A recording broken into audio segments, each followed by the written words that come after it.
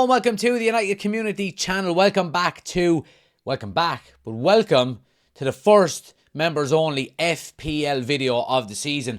We're going to make these a regular weekly thing, guys, where we're going to be doing, and I'm going to be doing my FPL predictions and providing some information around team news and so on and so forth. I'm basically just giving you what I'm doing in the FPL, and I want you to get involved in the chat as well in the comment section below and let me know how you're picking. Obviously, if you haven't done so, guys, please do join the FPL leagues that we've got. They are in the description of the video, so make sure you're getting involved in that as well. We've got a standard league and we've got a head-to-head league as well. But we're going to be doing these maybe 10 or 15 minute videos, guys, every week where I'm going to be updating my FPL team as well. But look, let's just jump straight into it. And look, I've randomized I suppose selection here. I've actually got my team picked already. I've spent the last... oh God, I don't know how long trying to figure out what I'm actually going to do with it. But this is, over the next few minutes, I'm going to go through what I've actually done. So look, anyway, guys, first and foremost, we're going to start with goalkeepers. And look, I think there's a number of different choices that, you know, we could look at here. First and foremost, I think the main pick, if we're talking about I suppose fixtures coming up, and we've got to talk about Sanchez of Chelsea. Obviously, you know, a very, I suppose, according to the difficulty ratings here on FPL, he's a fantastic choice. Crystal Palace, West Ham, Fulham, Brentford and Man United in the first 5 games. Really, really solid choice there. Look, obviously you've got, from last season, we've got Pickford with the highest number in FPL last year, which has kind of surprised me a little bit. Sells, of course, with Nottingham Forest. They had a great season. Raya, of course, with Arsenal. Onana, surprisingly, look, he's up there in the top 6. You know, you go down to Alisson Becker, Ederson, they're all below him. So, you know, it is surprising. Nonetheless, guys, I'm going to go with Sanchez as my goalkeeper to start with. I think it's the best option for the first, you know, the opening 4 or 5 weeks. In goal then, guys, I'm going to put Dubravka in. Obviously, Dubravka is the best choice in relation to a backup goalkeeper. You know, obviously, look, we do have the ratings here. He does have a relatively good start. Look, he is playing with Burnley as well. 75% chance of playing. He's not going to play too much over the opening maybe 4 or 5 weeks, I would say. And they're my 2 goalkeepers. And look, sometimes I like to go with, rather than a big name goalkeeper like Alisson or Ederson, you are better off to take 2 maybe mid-table goalkeepers where, you know, the fixtures kind of balance each other out and you can, you know, obviously move them in and out week on week.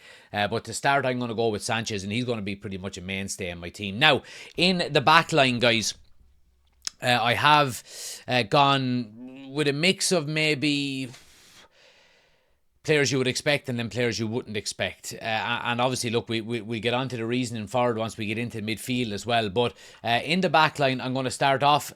We'll do it as they are in order. Konza from Nottingham Forest is going to go in, guys. Obviously, why won't he go in? Restored. There we go. And if we look at the defenders, he's down here somewhere.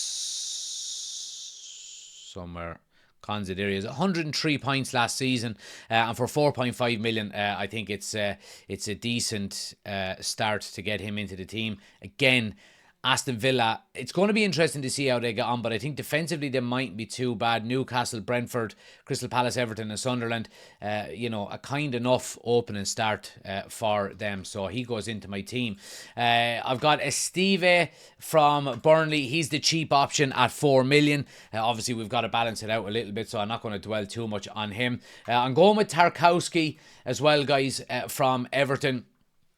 Obviously, if we look at, where is he, down here? There he is. Okay, so we've got 5.5 million. He's 10 out of 228 defenders. And I suppose when we look at the percentage of people taking him as well, you're talking about 6.9% of teams he's selected by, and he's got a decent start. I think Everton are going to do quite well this season. I think obviously moving to the new stadium. So he goes into the team.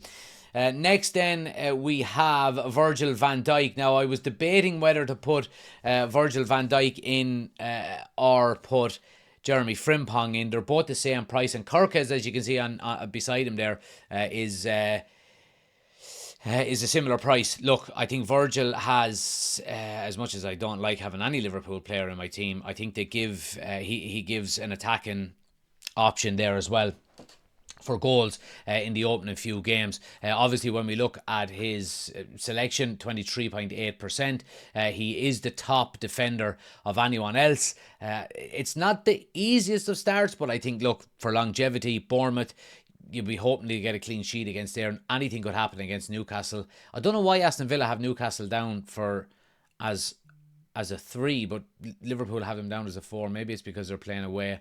Then they've got Arsenal, then Burnley and Everton. So Virgil goes in.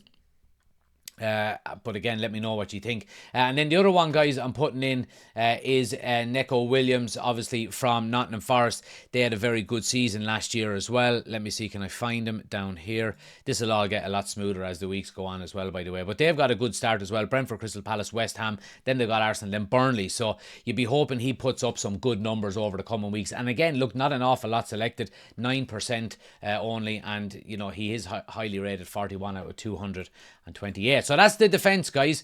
And goalkeeper: Sanchez, Dubravka, Konza, Estive, Tarkowski, Virgil and Williams. Now, let's get into the midfield. Okay, none of these midfielders will be in, so you don't actually, none of the remaining players are going to be in. To start off, we're going to go with, of course, Cole Palmer. I mean, I think this and Salah are the easiest decisions, to be quite honest with you. Cole Palmer is obviously, in terms of midfielders, he was the third highest last year. He is picked massively, 60.1%. He is, of course, the second highest rated out of any midfielder. Of course, we know who that's going to be behind. But again, a relatively easy start to the season for him, with Crystal Palace, West Ham, Fulham, Brentford and Man United. Next up then, guys, in the midfield is going to be Ndiaye. And again, look, I'm talking about West Ham here. I think they're going to have a decent season. I really do. I'm putting him in as one of the cheaper options, if I can find him. There he is.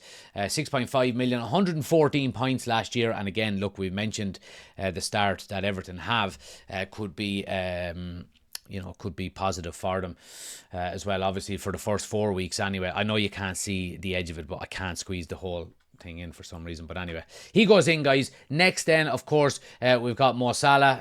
Again, he's the number one candidate for players in midfield. And when we look at his stats, obviously he's number one, 14.5 million. So he is a high price there as well. He's actually a lower selected player than Cole Palmer is, which is surprising.